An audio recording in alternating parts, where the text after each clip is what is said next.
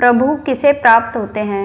नमस्कार दोस्तों, कहानी बहुत जबरदस्त है, ध्यान से सुनिए। एक राजा था, वह बहुत न्यायप्रिय तथा प्रजावत्सल एवं धार्मिक स्वभाव का था। वह नित्य अपने इष्ट देव की बड़ी श्रद्धा से पूजा पाठ और याद करता था। एक दिन इष्ट देव ने प्रसन्न होकर उसे दर्शन दिए तथा कहा, राजन, मैं तुमसे बहुत प्रसन्न हूँ, बोलो तुम्हारी कोई इच्छा है। प्रजा को चाहने वाला राजा बोला, भगवान, मेरे पास आपका दिया सब कुछ है, आपकी कृपा से राज्य में सब प्रकार सुख शांति है। फिर भी मेरी एक इच्छा है कि जैसे आपने मुझे दर्शन देकर धन्य किया, वैसे ही मेरी सारी प्रजा को दर्शन देकर कृपा करें, धन्य कीजिए।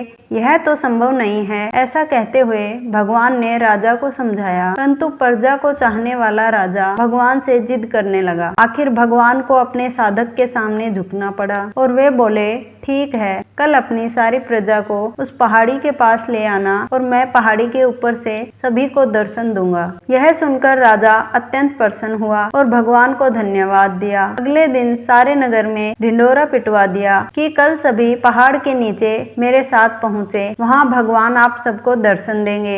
दूसरे दिन राजा अपने समस्त प्रजा और सज्जनों को साथ लेकर पहाड़ी की ओर चलने लगा। चलते चलते रास्ते में एक स्थान पर तांबे के सिक्कों का पहाड़ देखा। प्रजा में से कुछ एक लोग उस ओर भागने लगे। तभी ज्ञानी राजा ने सबको सतर्क किया कि कोई उस ओर ध्यान ना दे, क्योंकि तुम सब भगवान से मिलने जा रहे हो। इन तांबे के सिक्कों के पीछे अपने भाग्य को लात मत मारो। प्रजा के कुछ एक लोग तो तांबे की सिक्कों वाली पहाड़ी की ओर भाग ही गए और सिक्कों की गठरी बनाकर अपने घर की ओर चलने लगे। वे मन ही मन सोच रहे थे, पहले इन सिक्कों को समेट लें, भगवान से तो फिर कभी मिल ही लेंगे। राजा दुखी मन से आगे बढ़े। कुछ दूर चलने पर चांदी के सिक्कों का चमचमाता आता पहाड़ दिखाई दिया। इस बार भी बचे हुए प्रजा में से कुछ लोग उस ओर भागने लगे और चांदी के सिक्कों को गठरी बनाकर अपनी घर की ओर चलने लगे। उनके मन में विचार चल रहा था कि ऐसा मौका बार बार नहीं मिलता है। चांदी के इतने सारे सिक्के फिर मिले ना मिले, भगवान तो फिर कभी मिल ही जाएंगे। इसी प्रकार कुछ दूर और चलने पर सोने के सिक्कों का पहाड़ नजर आया। अब तो प्रजाजनों में बचे हुए सारे लोग तथा राजा के स्वजन भी उस ओर भागने लगे। वे भी दूसरों की तरह सिक्कों की गठरियां लाद लाद कर अपने अपने घरों की ओर चल दिए। अब केवल राजा और रानी ही शेष रह गए थे। राजा रानी से कहने लगे, देखो कितने लोभी हैं, यह लोग भगवान से मिलने का महत्व ही नहीं जानते हैं। भगवान के सामने सारी दुनिया की दौलत क्या चीज है। सही बात है। कहते हुए रानी ने राजा की बात का समर्थन किया और वह आगे बढ़ने लगे। कुछ दूर चलने पर राजा और रानी ने देखा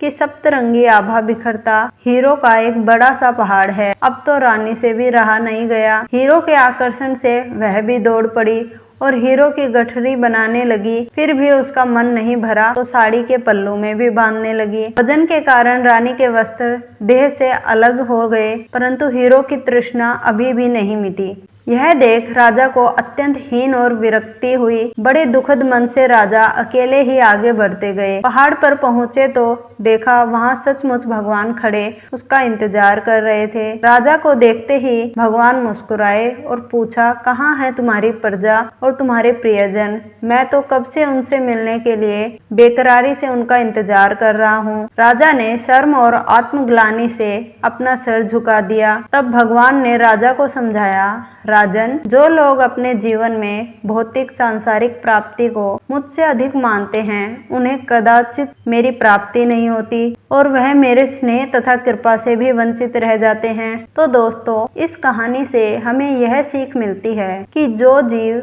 अपनी मन, बुद्धि और आत्मा से भगवान की शरण में जाते हैं और सर्वलौकिक संबंधों को छोड़कर प्रभु को ही अपना मानते हैं, वही भगवान के प्रिय होते हैं, उन्हें ही भगवान की प्राप्ति होती है। तो दोस्तों, आज के इस वीडियो को हम यहीं पर समाप्त करते हैं। अगर वीडियो पसंद आया है तो लाइक कीजिए और वीडियो को ज़्यादा से ज़्यादा शेयर कीजिए और चैनल को सब्सक्राइब जरूर करें। तो मिलते हैं एक ऐसी ही और कहानी के साथ।